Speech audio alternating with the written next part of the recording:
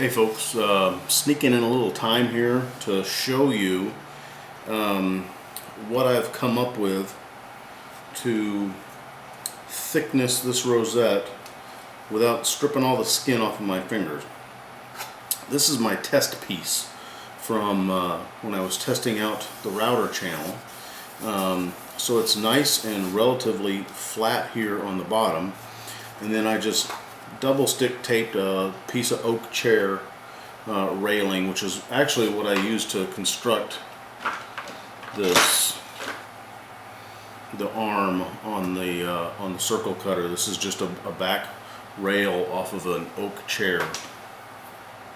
And so what I'm able to do is to insert my ring in here, and since it is a pretty tight fit, it holds it in there nicely.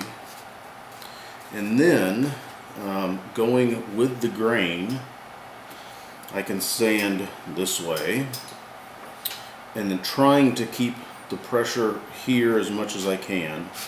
Then I'll flip it around and sand it for an equal number of revolutions back and forth. Then I will pick it up, turn this 90 degrees, and then again with the grain, sand it this way, flip it around, sand it this way again, trying to make it as even as I can. It's a lot easier for me to grip this than it is to just do this, which is how you end up scoring your fingers off of it. I've tried working with gloves, but it rubs the rubber off the gloves, and it screws up my sandpaper. And it's working not too bad. This is not machine done. This is me with my hands. Let's see, there we go. So that's, again, not bad for some guy and some sandpaper and a block of wood. I don't have to get this really exact.